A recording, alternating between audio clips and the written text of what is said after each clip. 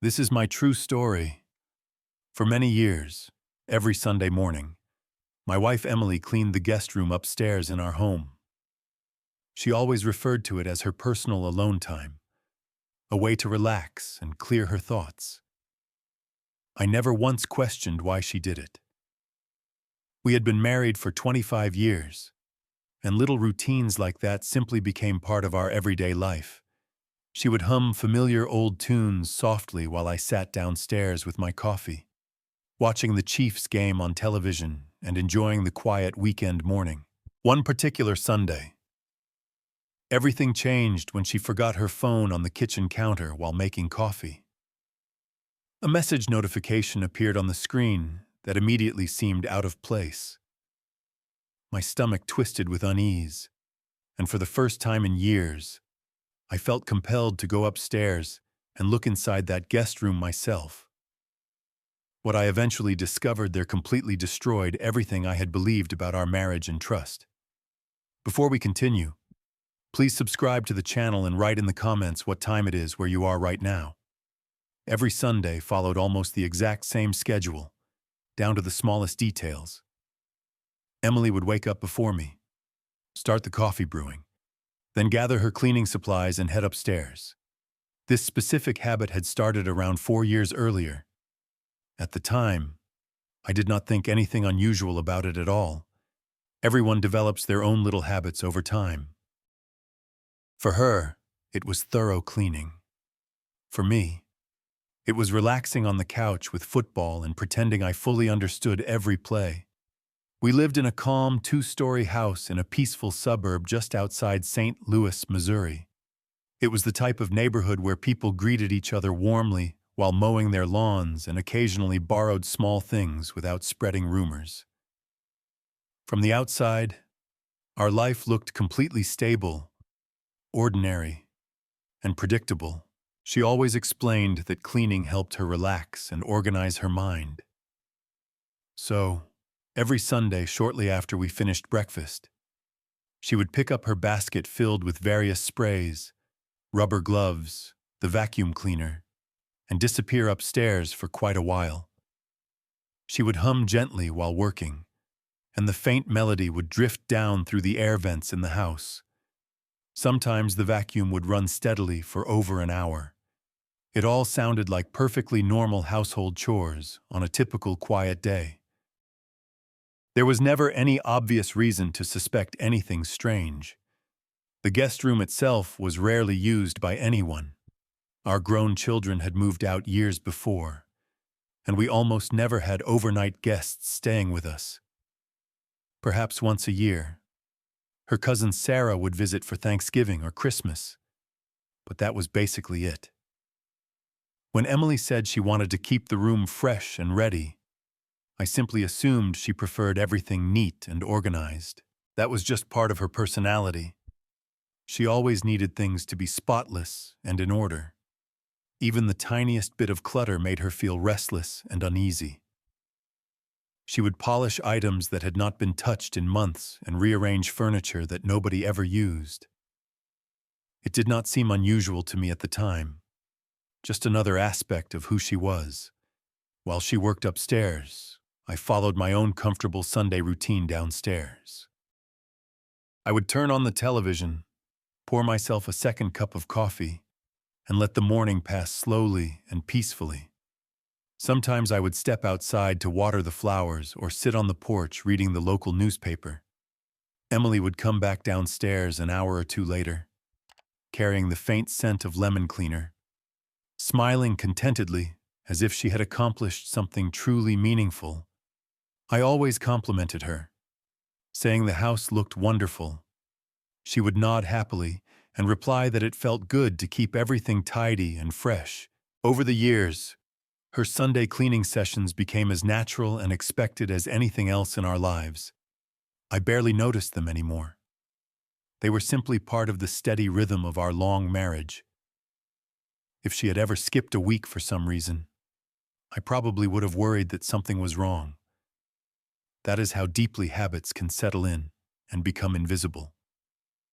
Looking back now with clearer eyes, I realized she never once allowed me inside that guest room while she was cleaning. Not a single time. If I ever started walking upstairs during her session, she would quickly call out kindly, "Don't come in here, Harrison. It's really dusty right now," always with a soft laugh, as if she were protecting me from the mess. And I always believed her completely. I never had any real reason not to trust her word. After all, who would ever think to question their spouse about cleaning an unused room? It seemed almost ridiculous even to consider it. There were some small details, however, that did not quite add up at the time, but became glaringly obvious later. For example, she always locked the guest room door carefully when she finished cleaning. I assumed it was to prevent the dog from getting in and making a mess. She replaced the air freshener every single week, even if the previous one still smelled strong.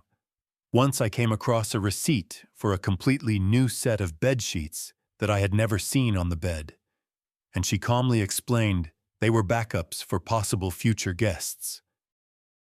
Another time she mentioned needing help carrying some heavy boxes upstairs, but when I offered, she quickly insisted she could manage it herself. I did not dwell on any of these moments back then. I trusted Emily without reservation. Trust is a quiet, undemanding thing that does not constantly ask for evidence. It simply assumes everything is fine and carries on. That is exactly how I lived for years, quietly assuming. Every Sunday I heard her footsteps climbing the stairs, the vacuum starting up, and her gentle humming floating down from above.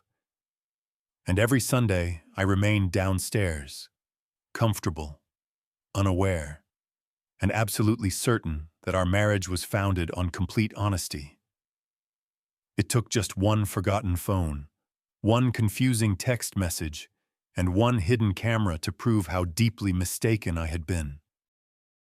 In those earlier, more peaceful Sundays, I genuinely believed the woman I shared my life and breakfast with was simply cleaning an unused room. I had no idea she was also meticulously covering her tracks. The longer this routine continued, the more ordinary and unquestioned it became. That is the deceptive power of habits. They gradually fade into the background until you stop noticing them altogether. Every Sunday, like precise clockwork, Emily would carry her basket of cleaning supplies upstairs. The familiar hum of the vacuum became woven into the weekend sounds of our home, as ordinary as the ticking of the old wall clock in the hallway.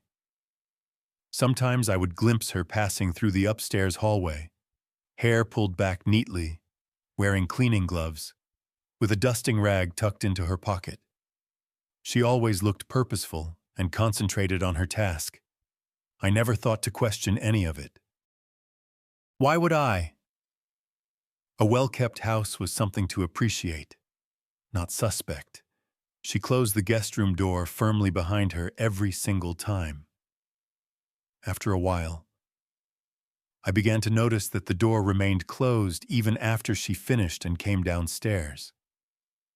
It felt as though the room had somehow become separate from the rest of our home. I remember one occasion when I tried the doorknob just to retrieve an old box of family photos stored inside, and discovered it was locked. Emily later explained casually that she did not want dust spreading into the hallway. Her calm, matter-of-fact tone made it sound entirely reasonable. Every Sunday she spent 2, sometimes even 3 full hours up there. During the rest of the week, she never spoke about the room or went anywhere near it. Only Sundays made that space important again. I would occasionally hear furniture being moved across the floor, drawers opening and closing, or even faint muffled voices. But I always convinced myself it was the television from next door or neighbors talking outside.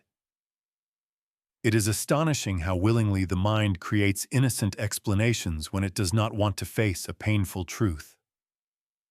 I gradually became aware of how protective she was about that particular room. If I ever mentioned the guest room, even in passing or as a light joke, She would smoothly change the subject. "You never really liked that room anyway." "Harrison," she would say with an easy laugh. Or she might add, "Don't worry about it. I'll handle everything." I did not recognize it then, but those small deflections were piling up over time. She prevented me from helping carry things upstairs. She changed the bed linens herself without ever asking for assistance. She even vacuumed the room on occasion when I was not home. In hindsight, every single act of cleaning was actually serving as careful cover, but at the time it simply appeared as thoughtful care for our home. There were other subtle signs that I completely overlooked. Emily began purchasing new cleaning products much more frequently than before: extra bottles of strong disinfectant, large packs of paper towels, new air fresheners every week, even replacement batteries for small devices I did not recognize around the house. One day I noticed her carrying a compact black gadget upstairs and asked what it was. She replied without hesitation that it was a small air purifier to keep the room fresh. I accepted her explanation and did not press further. It simply was not my habit to pry into small things. After 25 years together, couples naturally give each other personal space and privacy. You learn to view your partner's minor secrets as harmless and unimportant. Emily would return downstairs after those extended cleaning sessions with her hair slightly tousled, cheeks lightly flushed, and I would ask if she felt tired from all the work. She would always smile warmly, pour herself a tall glass of water, and say it was completely worth the effort because the room felt so much better afterward.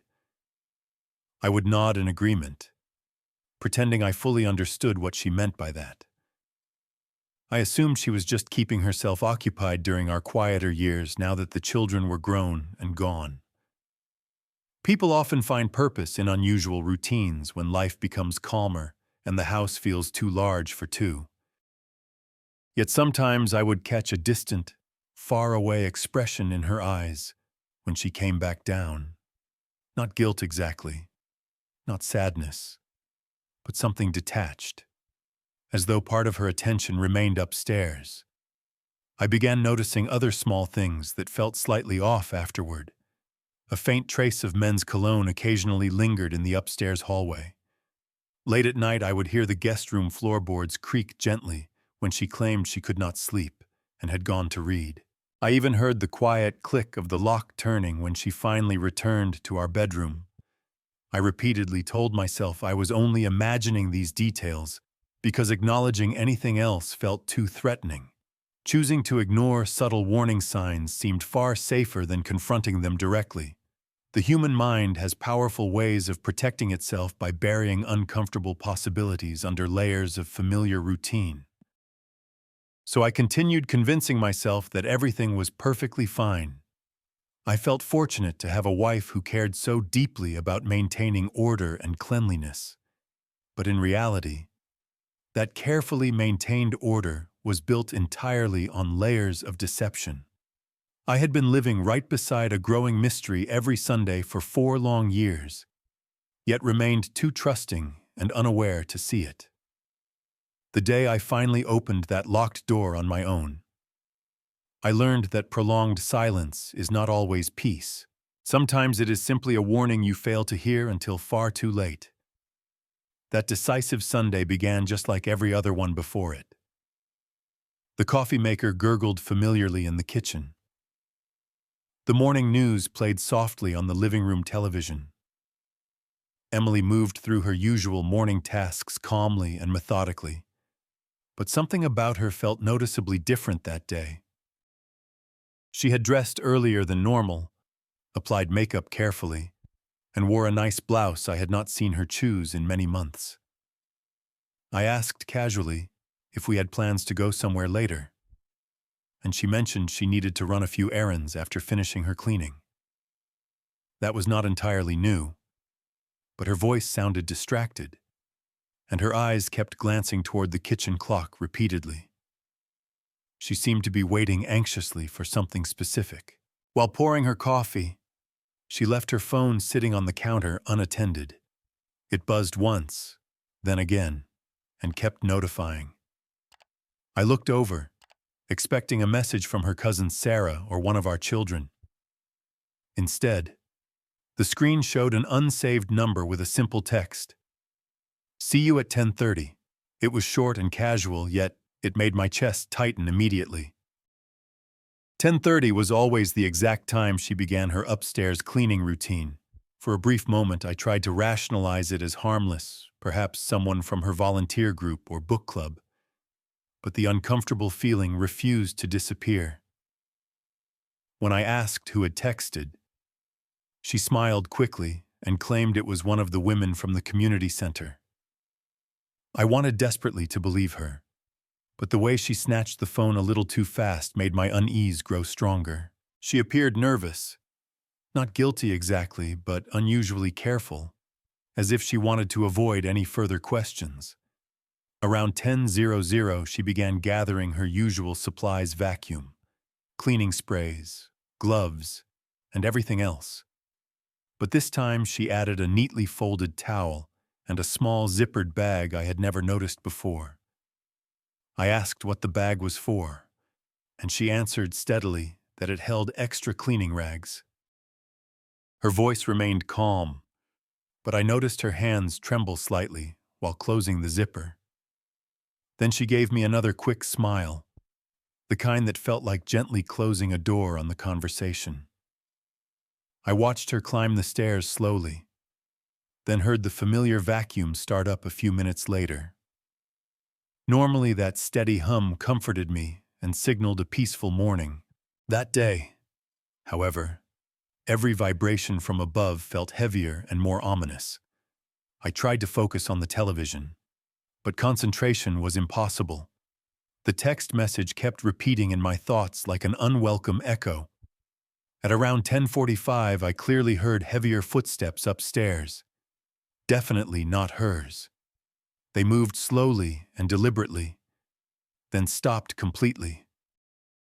I muted the television volume and listened intently. A minute later, the vacuum started again briefly, stopped, then restarted unevenly. The pattern sounded nothing like her usual thorough cleaning method. My heartbeat began matching the strange, irregular rhythm from overhead, fast, uncertain, filled with growing anxiety. I desperately wanted to go upstairs and see for myself, but something powerful held me back. Perhaps it was fear, perhaps stubborn denial. It is remarkable how strongly people can sense something wrong yet still choose to remain seated and inactive. Emily came downstairs around noon as usual, wiping her hands on a towel. Her hair looked slightly softer and rearranged. Not messy exactly, but different. She smiled normally and asked if I wanted lunch soon. I nodded quietly, pretending everything felt fine. She appeared perfectly composed, perhaps even too composed. Her voice stayed calm, her movements steady, her expression kind. That is one of the most disturbing aspects of betrayal. It often hides behind ordinary smiles and everyday small gestures. Later that afternoon, when she left for what she called grocery shopping, I noticed she had changed into different, nicer clothes again. She looked far more like someone preparing to meet another person than simply running quick errands. I tried hard to push the suspicion away, but my mind kept racing uncontrollably. I stood in the kitchen long after her car pulled out of the driveway, staring at the spot where her phone had buzzed earlier. Something deep inside me shifted permanently that day. I was not angry yet, not fully. I was overwhelmingly curious in that quiet, dangerous way that develops when you finally begin seeing patterns that have been there all along. By the time Emily returned home that evening with groceries, the heavy unease had settled firmly inside me. I did not confront her or ask any direct questions. I simply nodded, smiled weakly, and helped carry bags inside. But that night, while she slept deeply and peacefully beside me. I lay wide awake, making a firm decision. The following Sunday, I would no longer sit passively downstairs. I was determined to discover what she was truly doing in that guest room.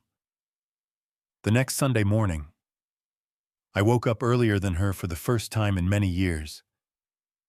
I sat quietly in the kitchen with fresh coffee, waiting patiently. The clock seemed to tick louder than usual in the silence. I watched Emily come downstairs, dressed neatly as always, her cleaning basket already prepared in her hands. She smiled warmly, leaned over to kiss my cheek gently, and said she would be upstairs for a while. I returned a small smile and said absolutely nothing. This time I did not turn on the television at all. Instead, I listened carefully to every single sound, each footstep, each movement, the eventual start of the vacuum. I paid close attention and memorized the familiar rhythm. Around 10:30, the vacuum stopped abruptly. Complete silence followed for several minutes. I waited another 10 minutes while pretending to read the newspaper at the table. Then I clearly heard faint footsteps again overhead, but this time there were two distinct sets, not just one. That precise moment confirmed something was seriously wrong. A short time later, her car keys jingled, and she called down cheerfully that she was heading out to the grocery store for a few things. That was always part of her usual pattern: clean first, then shop. I replied that I would stay home and relax. She left quickly without another word. The front door closed, the car engine started, and for the first time in 4 years, I climbed those stairs while she was gone. The guest room door was not locked, which immediately struck me as highly unusual since she always locked it carefully afterward. The instant I pushed the door open, a strong, sweet perfume smell hit me powerfully. It was not the usual scent of cleaning products or dust, but fresh feminine fragrance mixed with something else. The curtains were drawn halfway, allowing soft sunlight to stream across the room in stripes. Everything inside looked unnaturally perfect: bed made with tight hospital corners, pillows arranged precisely, not even a single speck of dust visible anywhere. But the overall atmosphere felt completely wrong, the kind of wrong that raises the hairs on your arms.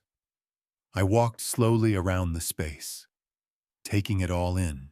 Her cleaning supplies remained scattered on the floor, bottles open and partially used as if abandoned mid-task.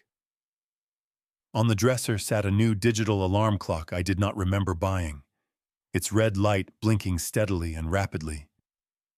We had not purchased any new items for that room in years. I stepped closer for a better look. It was not an ordinary clock at all. It was a disguised, hidden camera.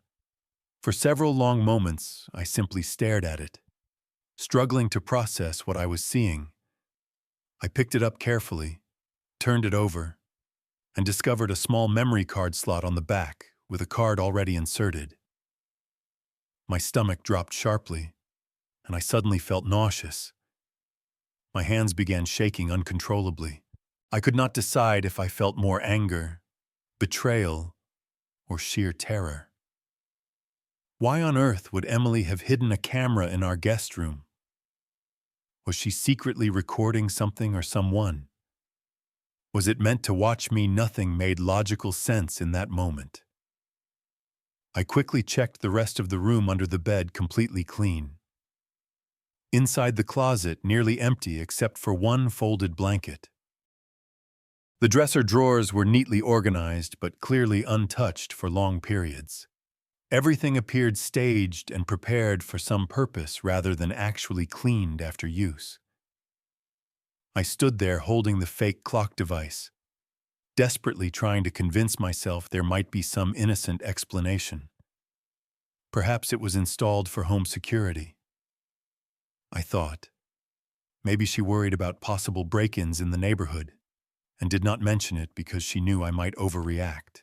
But deep down, I already knew those explanations were false. I slipped the camera into my pocket, closed the guest room door quietly behind me, and returned downstairs. My heart pounded painfully hard the entire time. I sat at the kitchen table and placed the device in front of me. The red light continued blinking steadily. Eventually, I removed the memory card and held it in my palm. It was tiny, barely larger than a fingernail. Yet it felt heavier than anything I had ever carried. That small piece of plastic held the truth, and part of me was terrified to discover it. For the next 30 minutes, I sat motionless, mentally reviewing every Sunday memory I could recall, every smile she gave after returning downstairs, every casual excuse about cleaning or errands. Every locked door suddenly felt like part of a long-rehearsed performance. I thought again about the mysterious text message, "See you at 10:30. I remembered the lingering perfume smells, the frequent air freshener changes, the extra batteries and supplies. Suddenly every piece connected perfectly, just not in any way I wanted. Finally, I opened my old laptop, inserted the memory card, and took several deep breaths. My cursor hovered over the first video file for a long moment before I clicked to play. Whatever appeared on that screen was going to change my life forever. And deep inside, I already suspected there would be no returning to how things were before. When the first video began playing, I held my breath for over a full minute without realizing it. The footage was crystal clear and perfectly steady. It captured the entire guest room from the exact corner angle where I had found the disguised clock. The bed appeared freshly made. Soft sunlight filtered through the curtains, and everything looked calm and serene, almost too calm. Then, after about 30 seconds, Emily walked into frame. My wife, the same woman who had shared breakfast with me that very morning. The one who claimed she was simply cleaning, entered without any supplies in her hands, only holding her phone.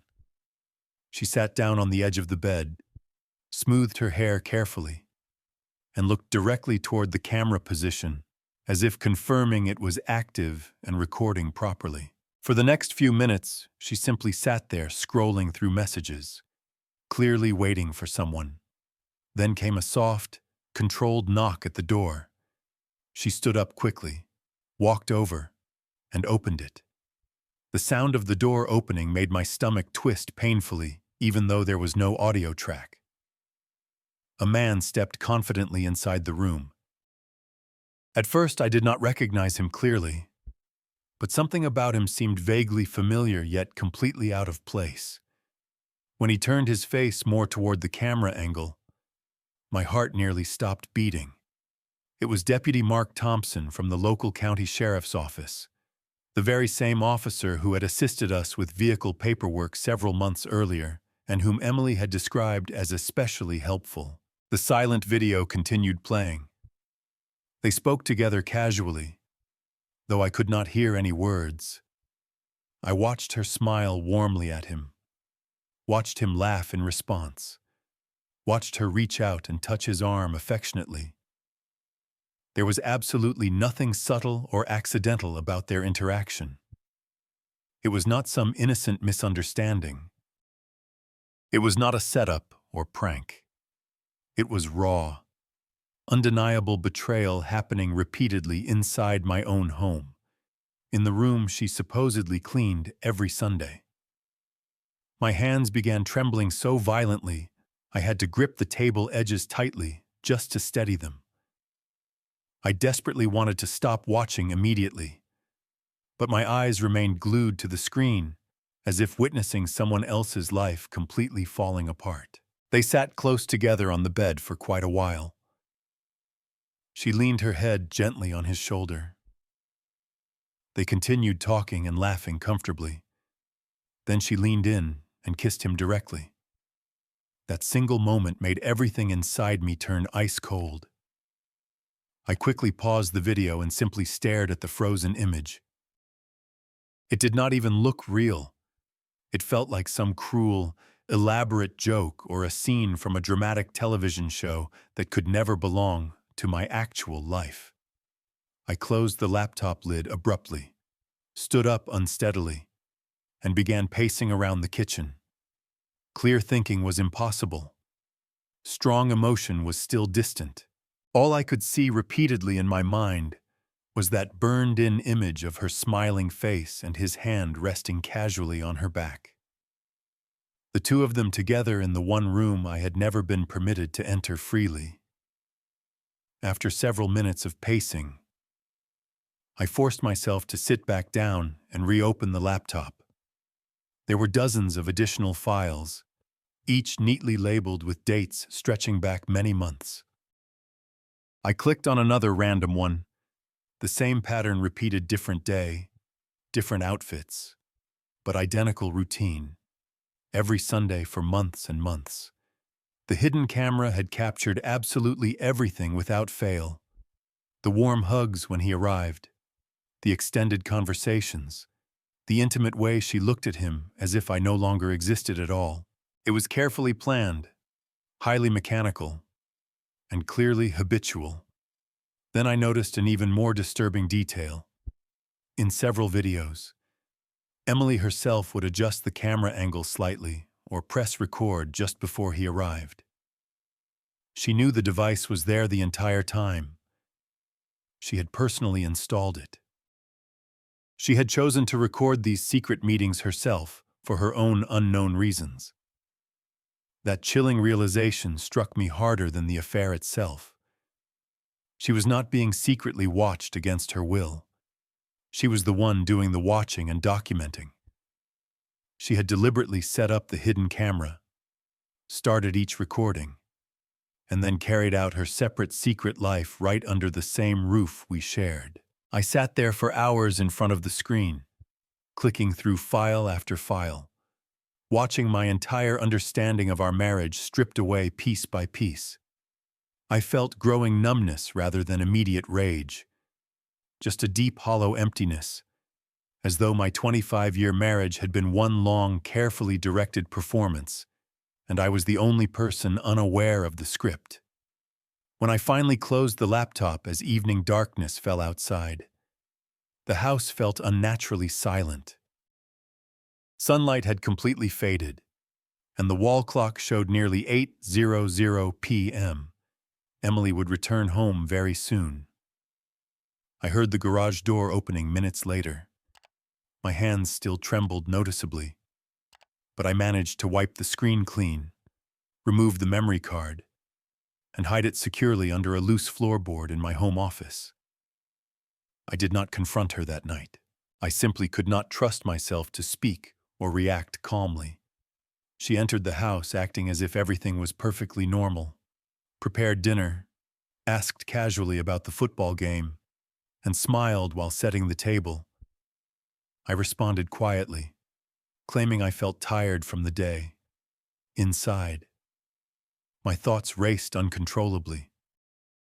Every laugh from her, every normal word, every kind glance now felt completely artificial and rehearsed. The undeniable truth was hidden only feet away beneath the floorboard. That night, as Emily slept peacefully beside me as always, I remained awake staring at the dark ceiling for hours. The woman sharing my bed had become a total stranger, and the house that once felt safe and familiar now felt deeply tainted.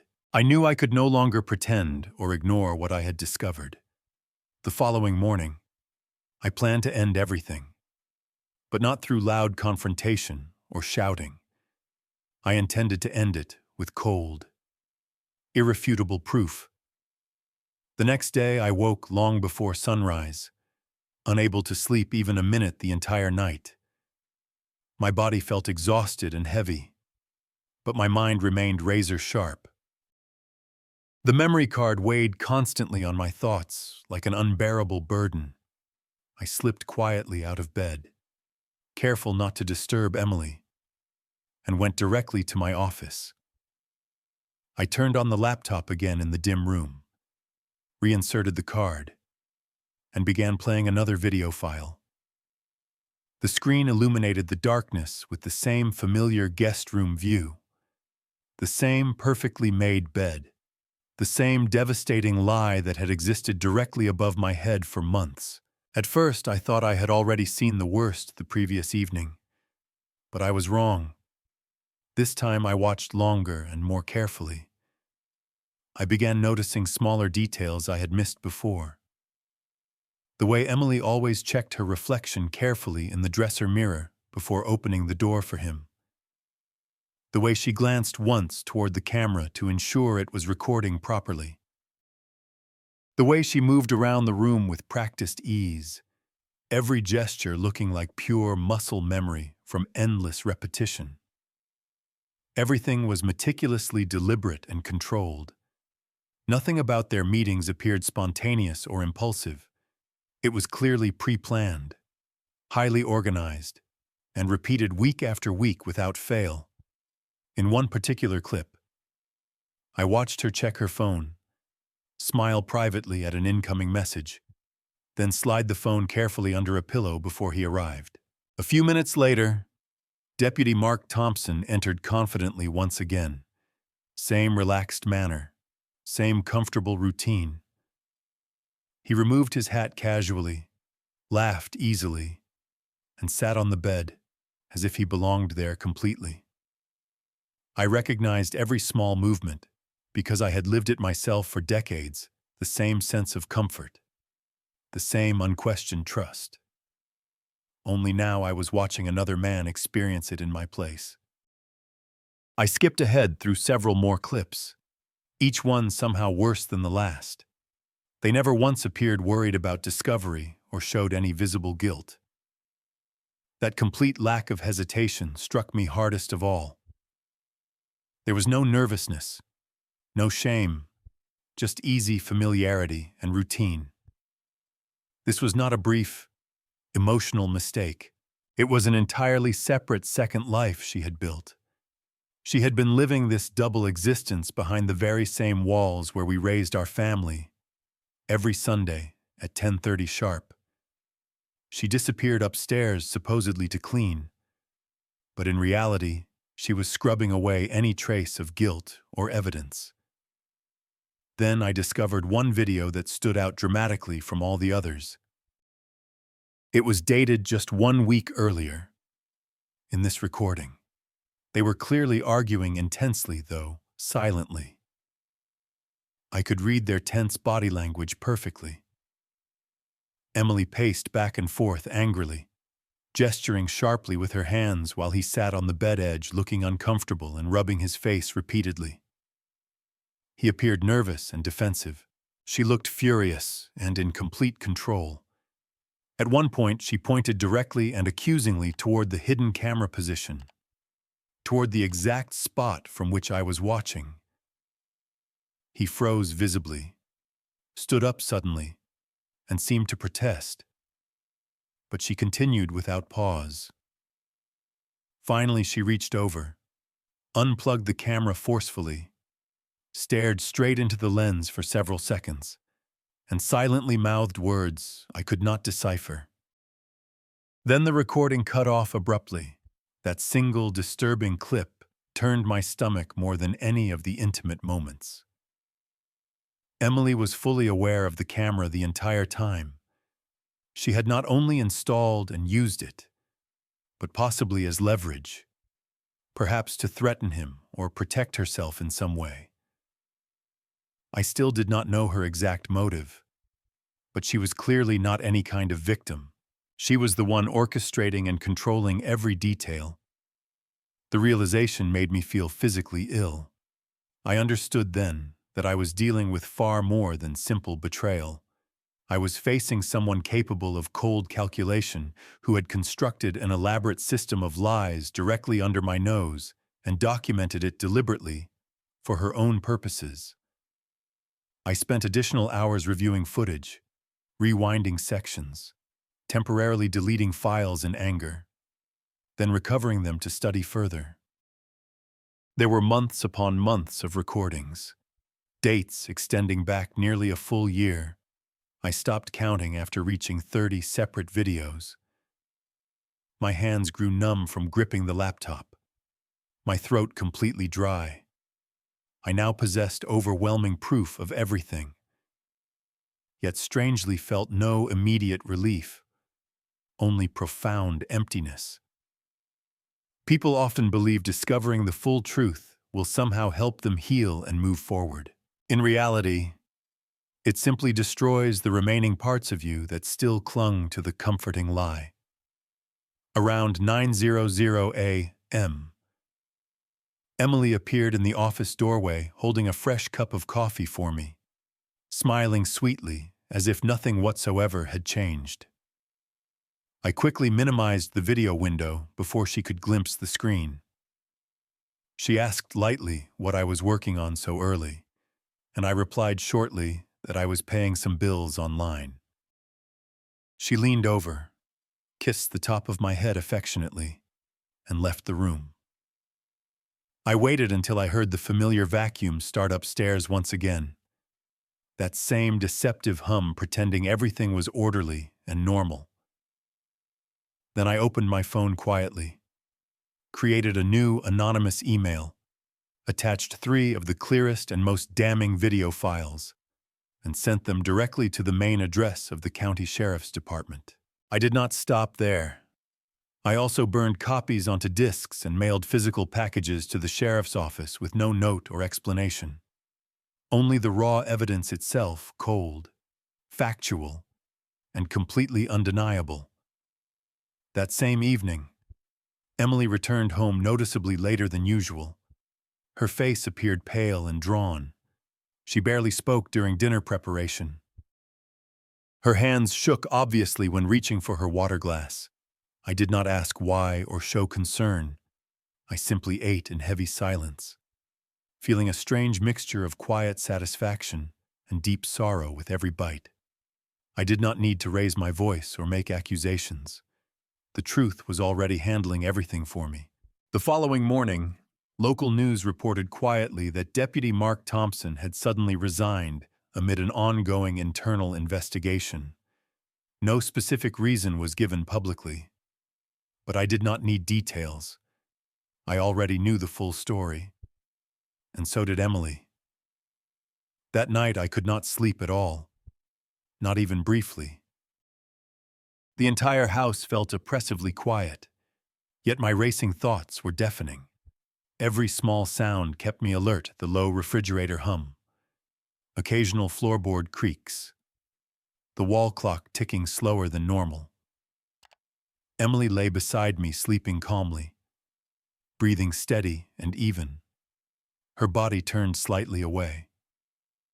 I stared into the darkness and replayed every tainted Sunday memory now that I understood the truth. It is remarkable how completely past moments change appearance once deception is revealed. Every shared laugh, every casual hug, every quick "I'll be right back" suddenly carried new, painful meaning when viewed through the lens of betrayal. I turned to look at her sleeping face. She appeared peaceful, far too peaceful under the circumstances. I wondered briefly if she already suspected what I had done that day. Perhaps some instinct warned her. Perhaps not. Either way, it no longer mattered. The irreversible damage was already spreading. Somewhere across town, the man she had met secretly every Sunday was likely sitting alone in shock, realizing his law enforcement career was finished. I should have felt strong vindication or satisfaction, but I felt nothing of the sort. Only a vast, lingering emptiness that revenge could not fill. The clock passed midnight slowly. Emily shifted slightly in her sleep, murmured something indistinct, and turned toward me briefly. For one fleeting second, I saw glimpses of the woman I thought I had known and loved for decades. I thought back to our early married years together, how we used to have small, harmless arguments about trivial things like which movie to watch or what to prepare for dinner. We never had explosive fights or raised voices at each other. We were both quiet, reserved people by nature. Perhaps that calm silence was part of what allowed the betrayal to grow undetected. Quiet marriages can erode slowly, one unspoken deception at a time. Eventually, I got out of bed and went downstairs alone. I brewed unnecessary coffee in the dark kitchen and sat at the table staring blankly at my closed laptop. The videos remained inside, waiting patiently, unable to resist. I opened one again, not because I needed more proof, but because I could not stop myself from confirming it was all real. The more I watched, however, the less it felt like my own life unfolding. It resembled two complete strangers carrying out an affair in a room that simply happened to be inside my house. The betrayal appeared so polished, so practiced and routine that it almost seemed professionally rehearsed. That cold efficiency haunted me more than any passionate moment. The long night stretched on endlessly. Around 2:00 a.m., I heard Emily get out of bed upstairs. Her soft footsteps moved down the hallway toward the kitchen. I quickly closed the laptop and turned off the light to avoid detection. She entered the room, rubbing her eyes sleepily, pretending to look for a glass of water. She asked gently why I was still awake, and I replied honestly that I could not sleep. She smiled with apparent concern and suggested I return to bed soon. Her voice remained soft and caring, exactly as if nothing fundamental had changed between us. That was the moment it truly struck me she still believed she maintained complete control over the situation. She had no idea her carefully guarded secret had already been exposed and destroyed. I followed her slowly back upstairs, not because I wanted closeness, but because I needed to observe how she would continue acting now that I possessed full knowledge. She fell asleep again almost immediately. I lay awake for hours listening to her steady breathing. The same familiar rhythm that once brought me comfort now sounded completely hollow and false. I stared at the ceiling until faint morning light began filtering through the bedroom curtains. Every minute of that sleepless night felt like an intense test, not of remaining love, but of pure self-restraint. I could have confronted her right then and there, unleashed years of bottled-up emotion, and thrown the devastating truth directly in her face. But I chose not to. I wanted her to discover the consequences exactly the way I had, quietly, suddenly, and without any warning or preparation. By 6:00 a.m., Emily woke up, stretched normally, and began her usual morning routine. Brewing coffee, quick shower, applying makeup carefully. She did not seem to notice my intense gaze following her every movement. She showed no awareness of the thick tension filling the air or the dramatic shift in my silence. She even began humming the same soft tune she always hummed before heading upstairs to clean. I sat motionless at the kitchen table watching her pack her purse for work. Watching the woman who had betrayed me so completely move through our home as though everything remained unchanged. When she finally left for the day, I did not attempt to stop her or speak. I said nothing at all. But the instant the front door closed behind her, I felt something deep inside me settle into cold stillness. Not relief exactly, not burning rage, but simple, sharp clarity. The long emotional storm had finally ended. The undeniable truth was now fully in motion, and there could be no reversal. That exhausting night had been difficult, but it was also the very last one I would ever spend with her under the same roof. When true morning arrived, bright and clear, I felt completely ready for whatever came next. The sun rose slowly, but the day felt unlike any ordinary Sunday. It carried the heavy weight of finality, Emily went through her morning routine exactly as always, starting coffee, making toast, checking her phone casually. She glanced across the table at me once and offered a small smile, completely unaware that her carefully constructed world was already collapsing around her. The sheriff's department had received my anonymous video evidence hours earlier. I knew this for certain because an old friend from town sent me a brief text just after sunrise. "People at the station are talking about it."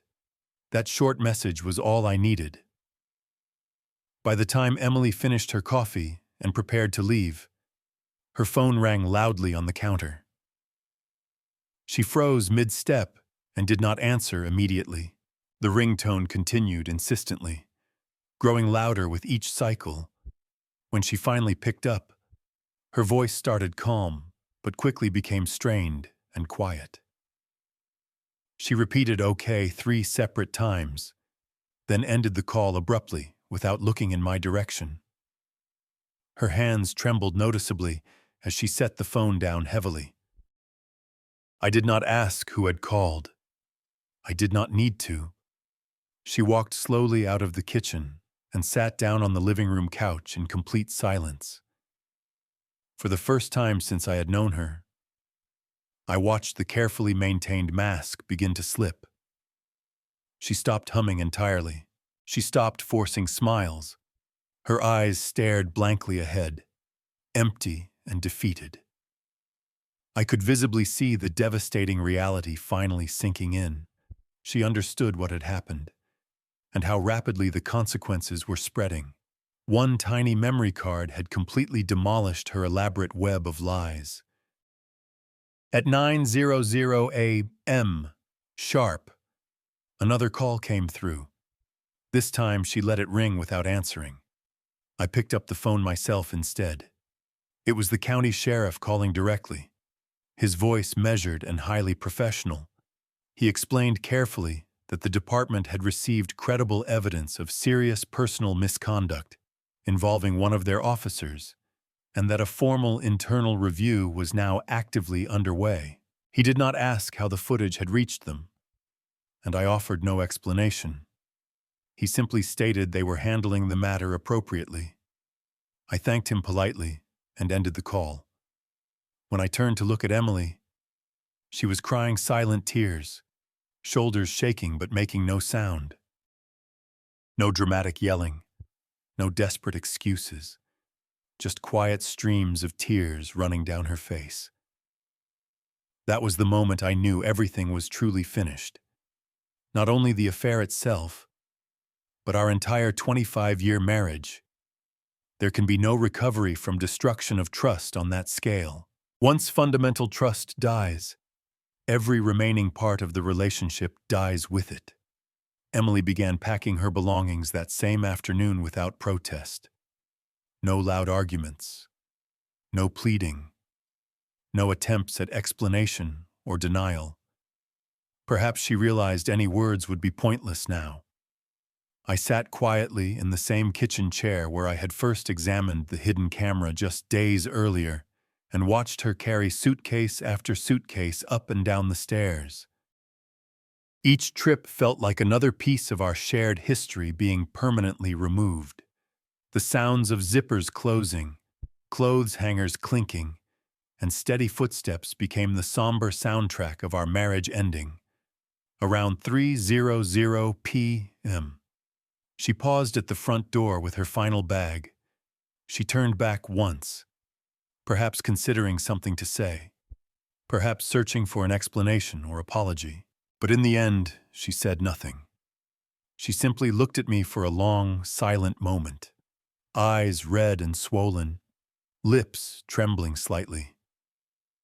Then she opened the door, stepped outside into the afternoon light, and closed it softly behind her. No slamming, no final dramatic words, just heavy silence. The quiet that remained afterward was unlike anything I had ever experienced before. It was not peaceful or relieving. It was not filled with sharp pain. It was simply vast and empty. I sat motionless in the same spot for a long while, listening to the familiar refrigerator hum and the wall clock ticking steadily. After 25 years together, the house suddenly felt far too large and echoing for one person. Every small sound bounced off empty walls. Every room carried lingering memories yet felt completely hollow. I did not follow her or call out. I did not need to. The exposed truth had already accomplished what angry words never could. It forced her departure without requiring a single raised voice or confrontation. Later that evening, alone in the driveway, I took the disguised clock camera that had started everything and smashed it repeatedly with a hammer. It shattered into countless small plastic pieces, each fragment reflecting a distorted version of the life that no longer existed. That night, for the first time in many weeks, I finally slept. Not particularly well, but deeply and without interruption. For the first time in months, there was no need for pretending, no constant guessing, no heavy unease hiding behind a frequently locked door. The truth was painful and heavy, but it was also cleansing in its own way. Everything false and deceptive had finally been removed. By the following morning, word had spread through our small town outside St. Louis, as it always does in close communities. Deputy Mark Thompson's resignation became official public record. Emily left the area quietly, without saying goodbye to anyone we knew. I never heard from her again directly. What surprised me most in the aftermath was not how easily elaborate lies eventually collapse. It was how quickly a sense of normalcy returns once the deception is gone. The air inside the house felt different, lighter somehow. The rooms were still quiet, but no longer felt haunted by secrets. The space was mine again completely. It has been several months now since she drove away. Yet some Sunday mornings I still instinctively expect to hear her familiar humming drifting down from upstairs. Deep habits die much slower than relationships sometimes do. The guest room door remains locked permanently. I have not opened it or stepped inside since the day I discovered the camera. I repainted the door frame fresh white, replaced some hallway carpet, and donated most of her remaining clothes to the local church thrift store. But faint traces of her perfume still occasionally linger in the air. Some things simply never wash out completely, no matter how hard you try. Still, the house feels cleaner overall. Not perfectly spotless the way she obsessively kept it, but honest and genuine.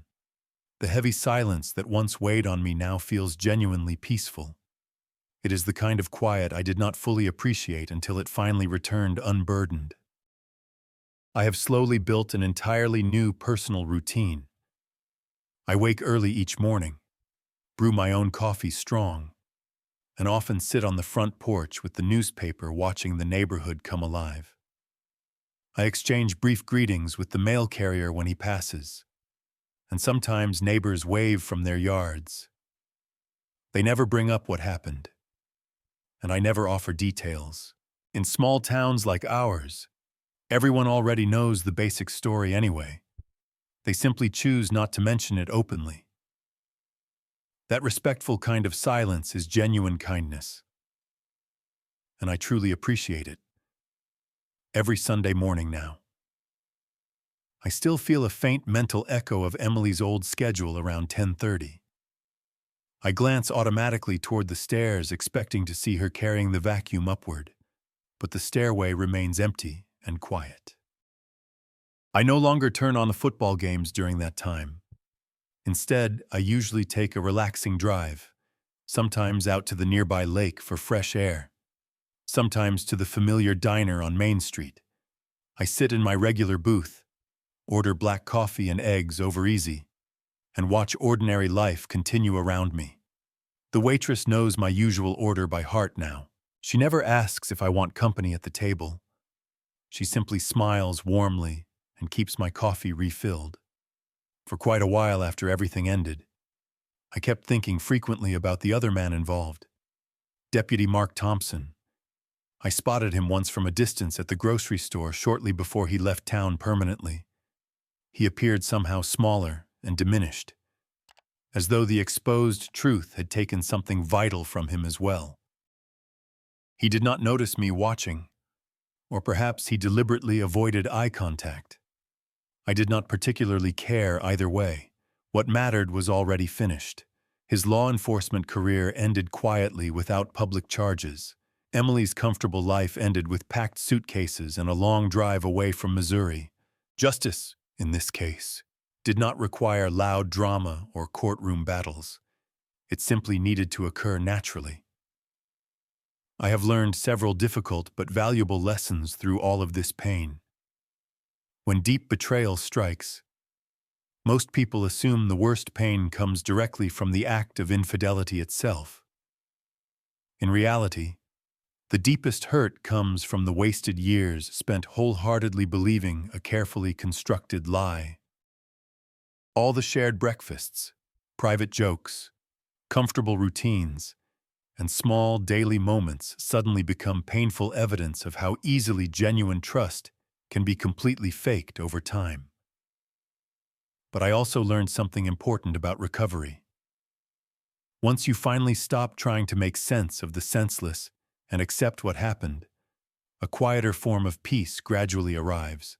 Not the kind of peace that forgives or forgets, but the kind that simply allows you to move forward.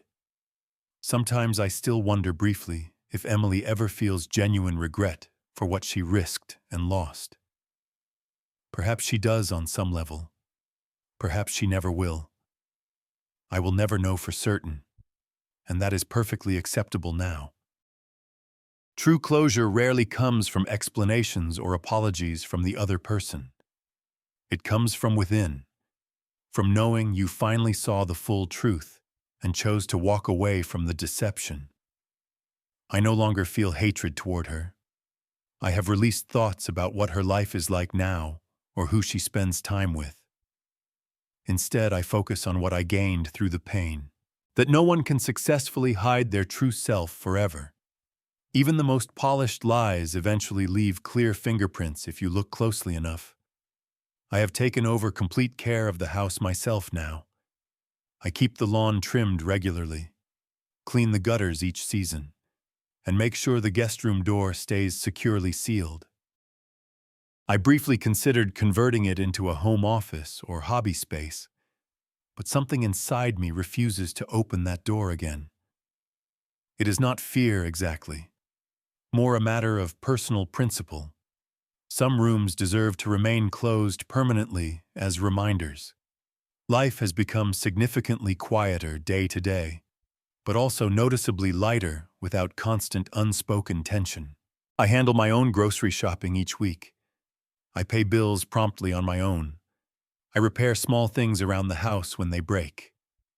There is a quiet sense of pride in managing everything independently. Not because I ever wanted to, but because I have proven I can. I have stopped habitually checking my phone for messages that will never arrive.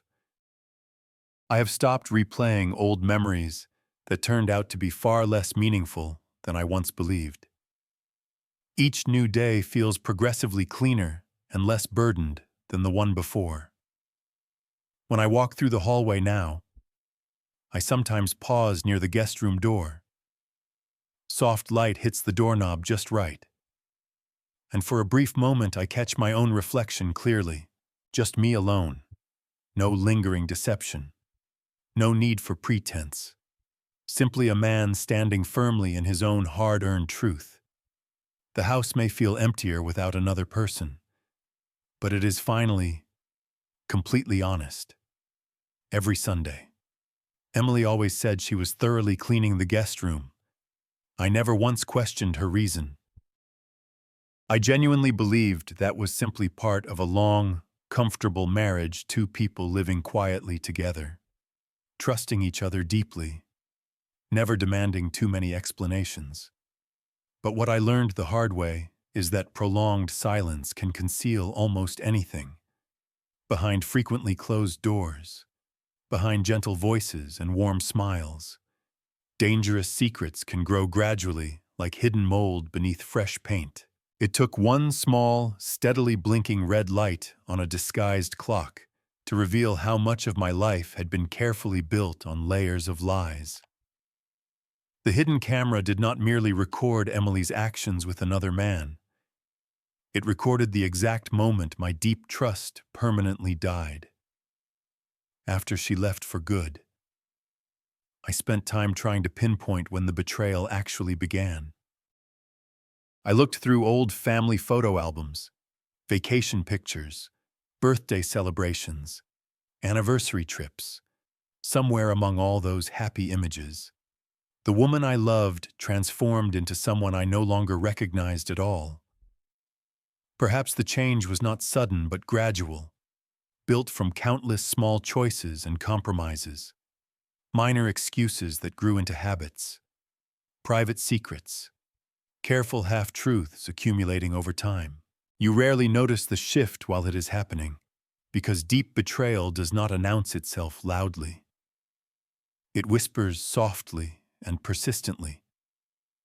By the time you finally hear it clearly and understand, it is almost always too late to prevent the damage. Sometimes I still pause in the hallway and stare quietly at the locked guest room door, remembering all the warning signs I chose to ignore.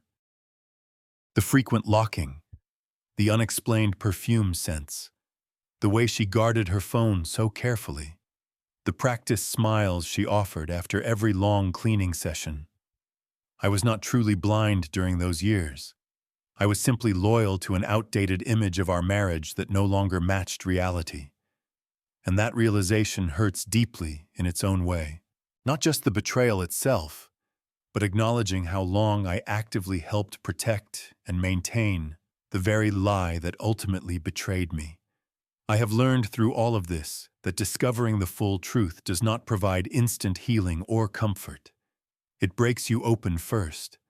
It painfully tears apart the comfortable version of reality you spent years building and forces you to start rebuilding everything from the ground up alone.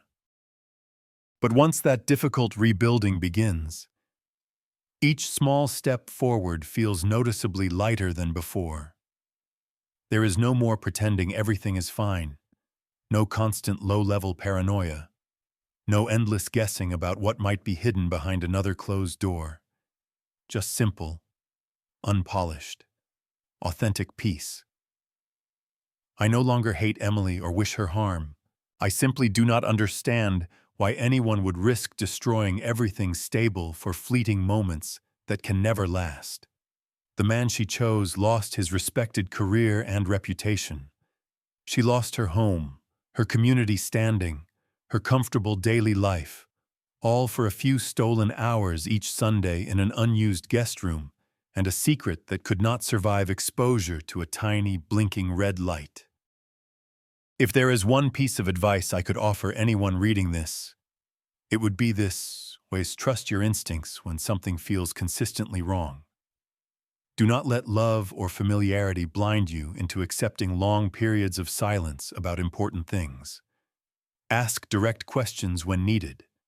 Pay close attention to small inconsistencies. The truth itself never destroys good relationships. Carefully maintained lies do that damage over time. Nowadays, when friends or neighbors ask how I am really doing, I answer honestly that I am fine. And for the first time in many years, I truly mean it from the heart. I no longer need dramatic revenge. I no longer wait for apologies or closure from her. I received both the day she walked out quietly, and the door remained closed permanently behind her. The truth has its own powerful way of cleaning up lingering messes we cannot fix ourselves. It removes people who no longer belong in your personal story. The guest room still stands exactly as she left it, clean, empty, and completely quiet. I never use it for overnight visitors anymore. I do not change anything inside. I simply let it remain as a private reminder, not of Emily herself, but of the hard lessons I learned about trust and deception. That even the safest, Most familiar rooms in our lives can hide serious danger if we stop paying attention. That even long-term love can gradually twist into sustained deception when nobody is truly watching. Every Sunday now, rather than staying home, I take a peaceful drive through town. I pass the familiar church, the grocery store where we once shopped together, the cozy diner where everyone recognizes me. Life continues moving forward steadily, and I have finally stopped asking why any of it happened. Some questions simply do not have satisfying answers that matter anymore. What truly matters is that I survived the pain intact and did not lose my sense of self in the process. Every marriage begins with sincere promises to remain honest, loyal, and true to one another. But promises alone mean very little without consistent actions to back them up over time. And sometimes the clearest proof of broken promises arrives unexpectedly in the form of a hidden camera quietly blinking in the dark, patiently waiting to be discovered at last. Every carefully constructed lie eventually reaches its natural expiration date.